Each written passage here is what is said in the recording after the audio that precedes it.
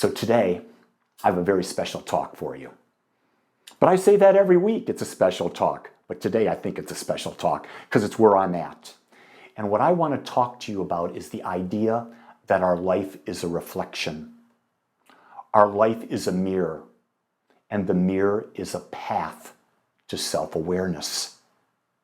I don't know whether you realize it or not, but we live in a house of mirrors where everyone and everything is a mirror reflecting back to us. Do you ever remember going into one of those rooms at, I would say Cedar Point, which is a rec area up in Ohio, Sandusky, Ohio, or maybe even Six Flags here in Texas, or Disney World, where they have the house of mirrors and you go in. And wherever you look, there's a reflection of yourself. And life is reflecting back to you. Well, that's what we live in. We live in this house of mirrors. But I want you to know that there's a real difference between a mirror and a picture. Self-awareness sees life through the eyes of a mirror. Unawareness is when we look at our lives through the eyes of a picture. You see, pictures are storage of memories that we've had. That's all it is. A picture is a memory. But here's the thing about the picture and the memory. It's never quite accurate, because what we do is we've got this thing called preferences. And preferences like a software version of Photoshop.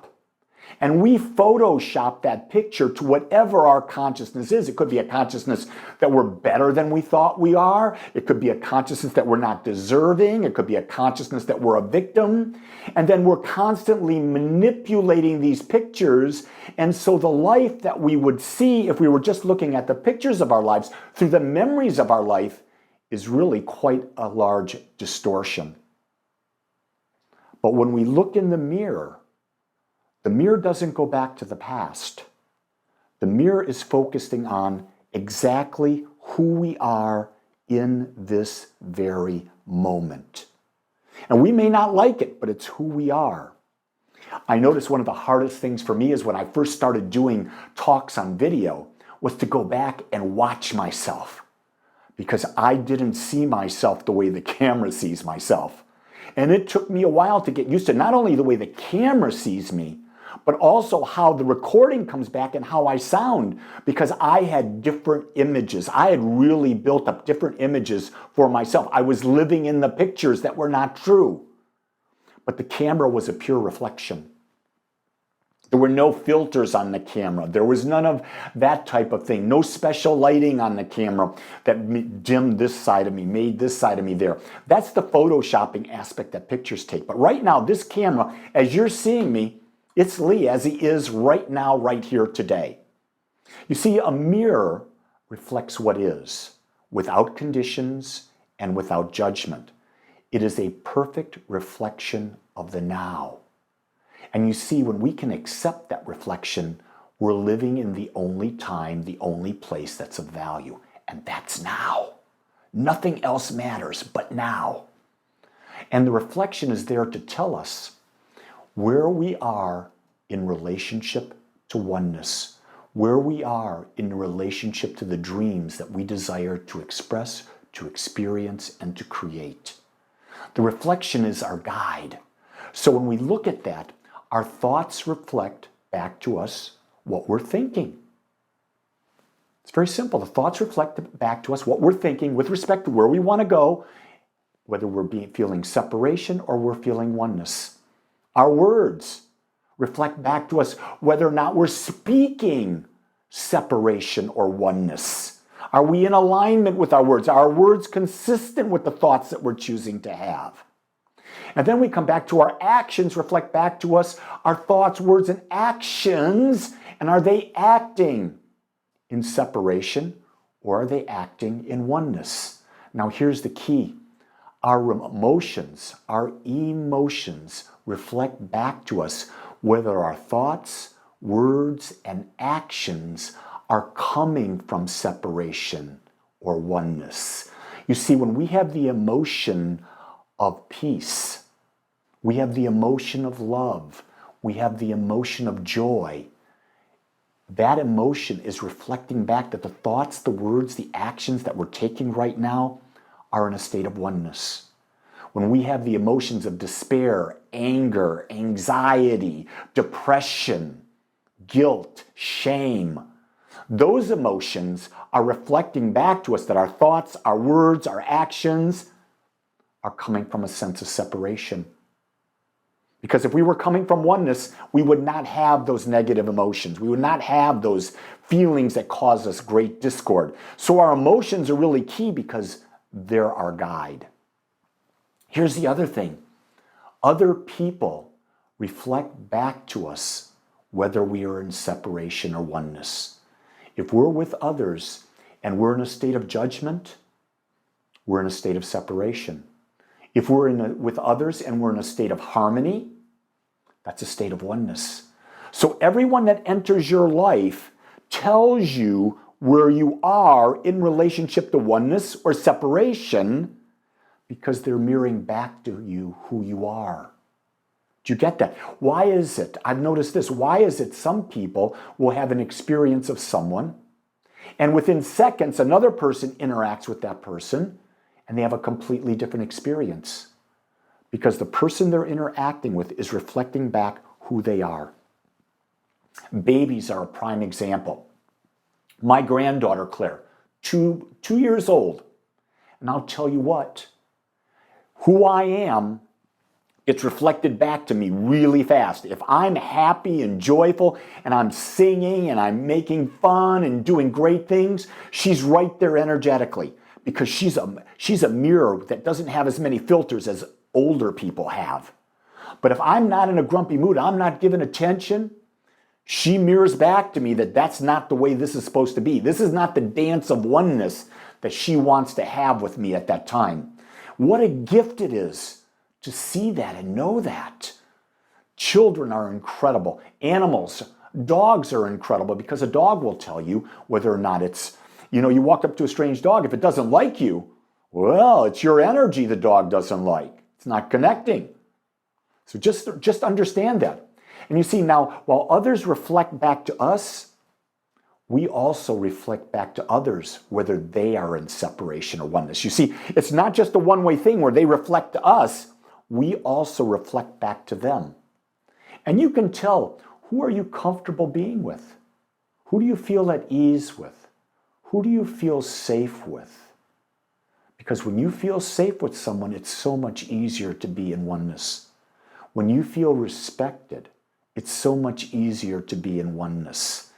When you feel safe within your own mind, it's so much easier to be with others. Did you hear what I just said?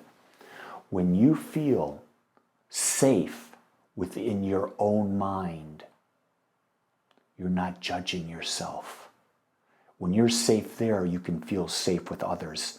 But if you don't feel safe within yourself, there's no way, no matter who you're with, that you'll feel safe.